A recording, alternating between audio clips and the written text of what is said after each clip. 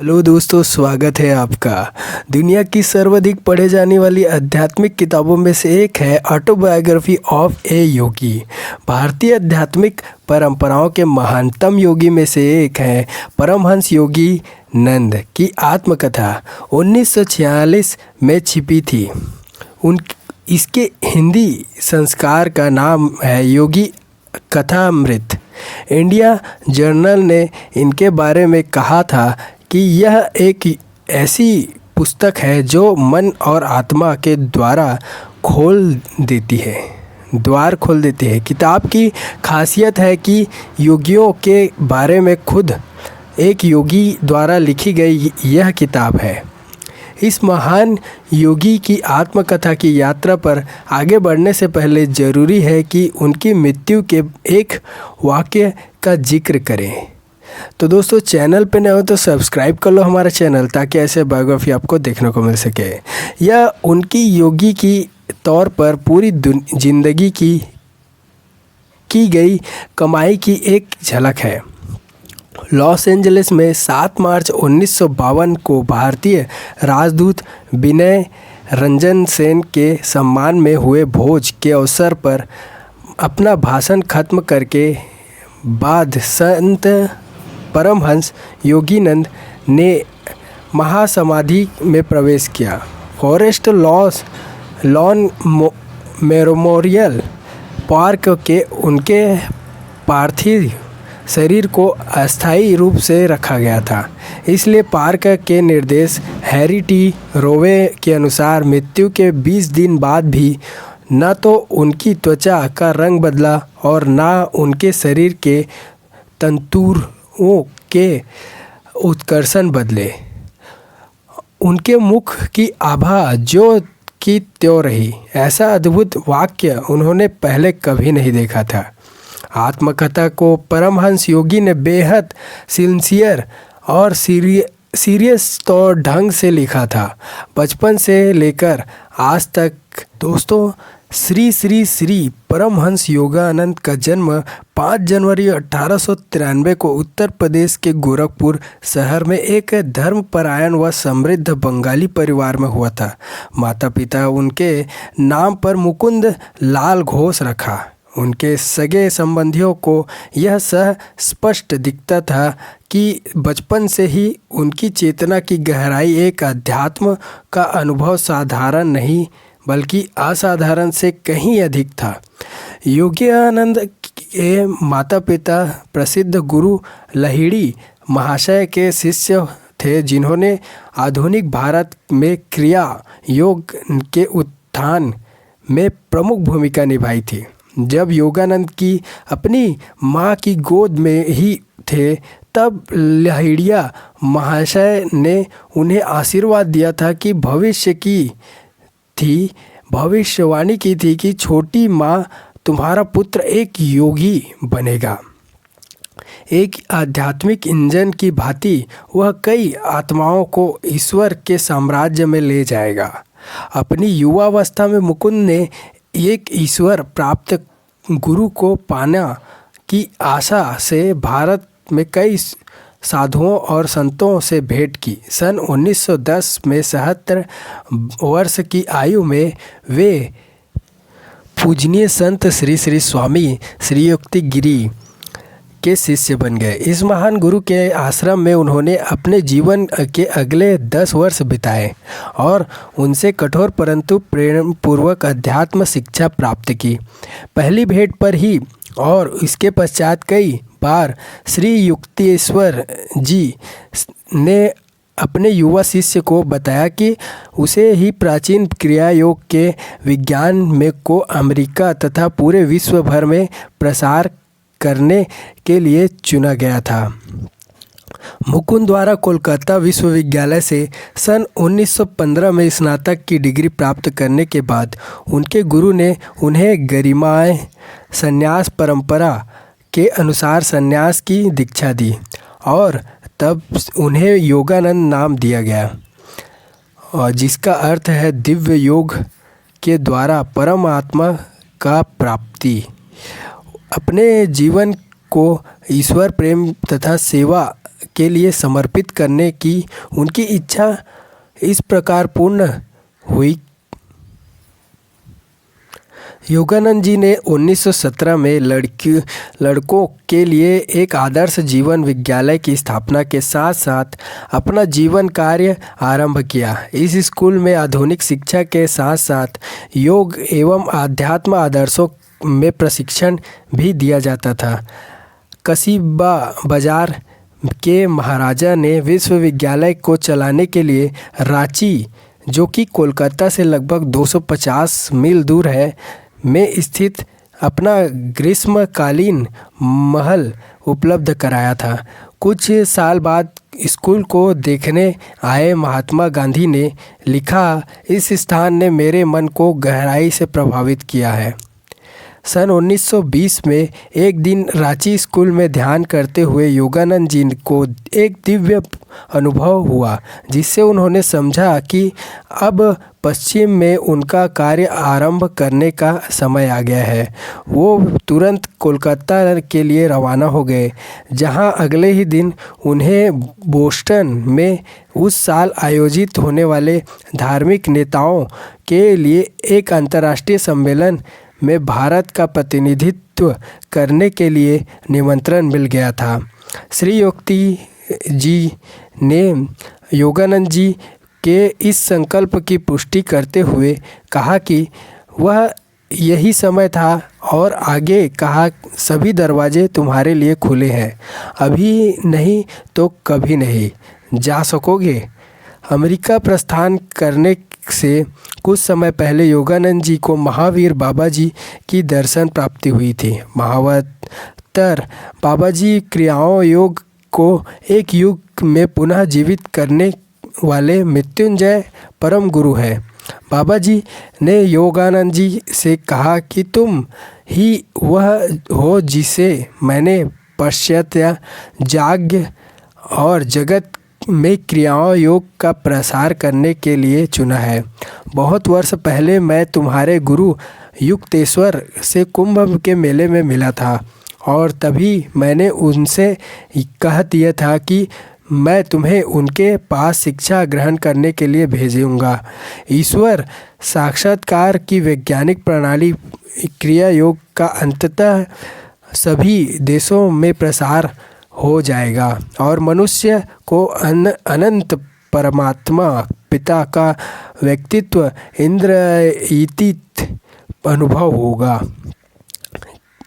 इसके द्वारा यह राष्ट्रों के बीच सौहार्द स्थापित करने में सहायक होगा। युवा स्वामी सितंबर 1920 में बोस्टन पहुँचे। उन्होंने अपना पहला व्याख्यान धार्मिक उदारवादियों और के अंतर्राष्ट्रीय सम्मेलन धर्म विज्ञान पर दिया, जिसे उत्साहपूर्वक सुना गया।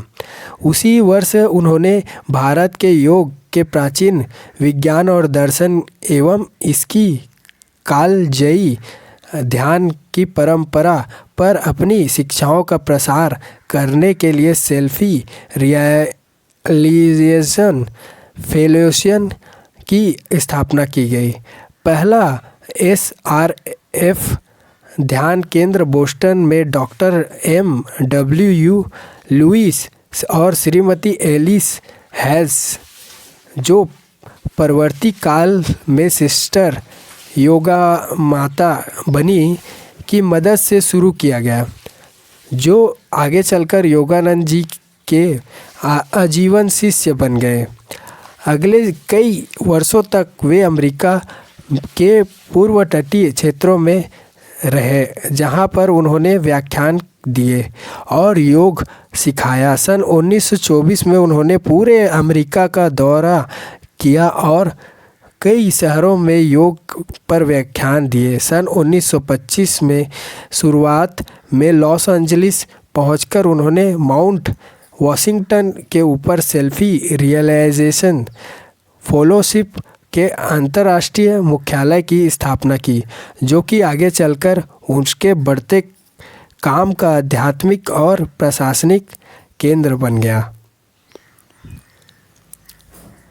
सन 1924 से 1935 तक योगानंद जी ने व्यापक रूप से भ्रमण किया और व्याख्यान दिए। इस दौरान उन्होंने अमेरिका के कई सबसे बड़े सभागारों, न्यूयॉर्क के कार्नेगी हॉल से लेकर लॉस एंजलिस फिल्म हार्मोनी सभागृह तक में व्याख्यान दिए, जो श्रोताओं की भीड़ से खचाखच भरा हुआ जाता था। लॉस एंजलिस टाइम्स ने लिखा कि फिल्म हार्मोनी के सभागृह में एक अद्भुत दृश्य देखने को मिल गया था। हजारों लोगों को व्याख्यान शुरू होने से 1 घंटा पहले वापस जाने को बोल दिया गया, क्योंकि 30,000 सीट वहां हॉल की पूरी तरह से भर गई थी। योगानंद जी ने दुनिया के महान धर्मों की अंतर्निहित एकता पर जोर दिया और भगवान के प्रत्यक्ष व्यक्तिगत अनुभव को प्राप्त करने के लिए सार्वभौमिक रूप से उपयुक्त तरीकों को सिखाया। जो शिष्य साधना में गहरी रुचि दिखते थे, वे आत्मग्रहण जागरण प्रदान करने वाली क्रिया योग की तकनीक को सीखते थे और इस तरह पश्चिम में 30 वर्षों के दौरान उन्होंने 1 लाख से भी ज़्यादा के अधिक पुरुषों और महिलाओं को क्रिया योग की दीक्षा दी।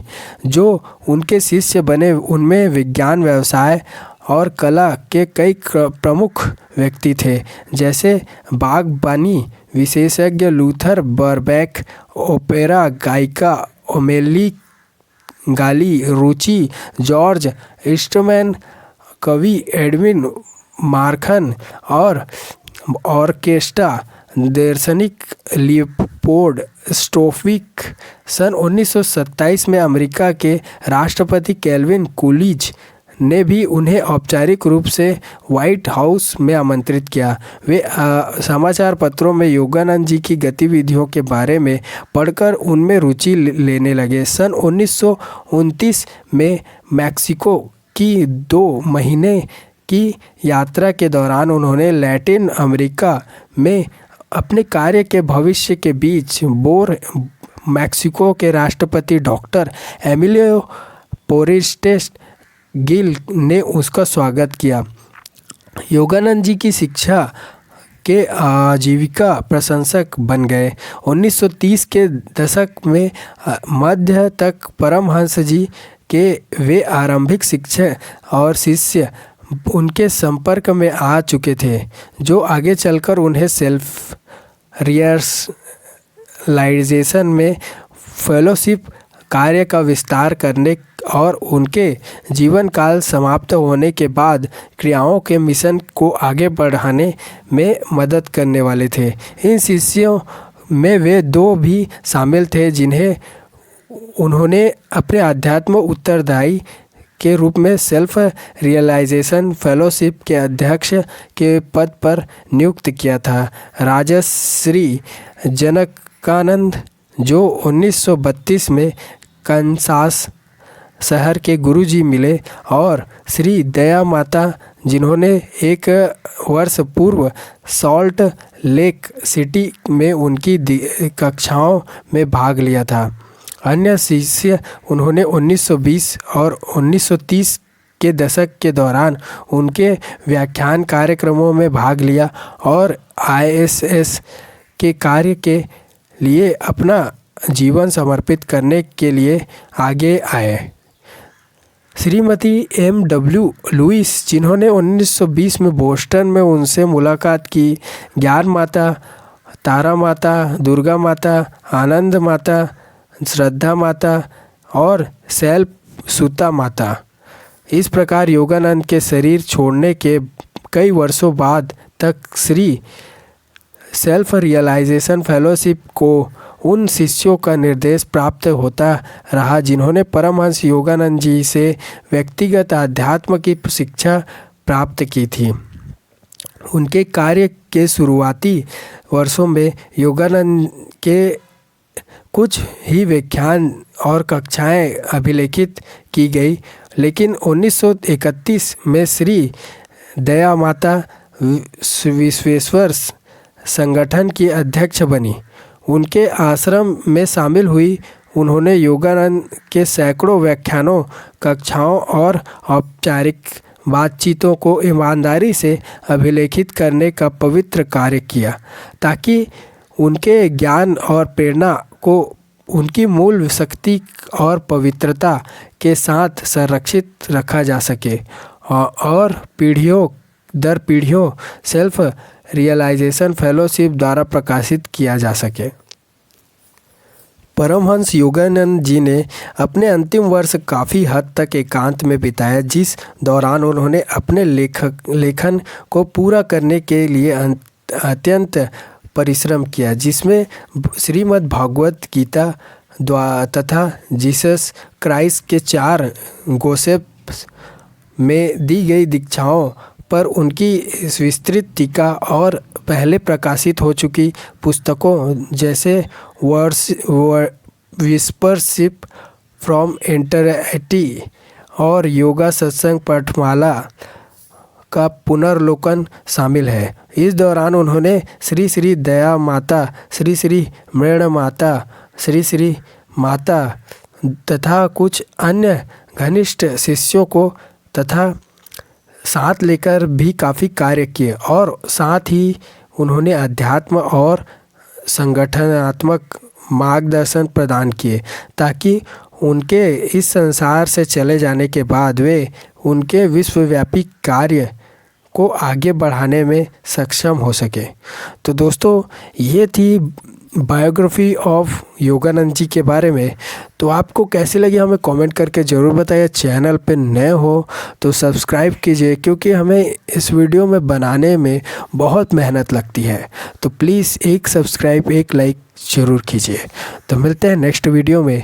आज के लिए धन्यवाद। नेक्स्ट बायोग्राफी बहुत ही दिलचस्प होने वाले हैं, तो जल्दी से जल्दी हमारे चैनल को सब्सक्राइब कर लीजिए।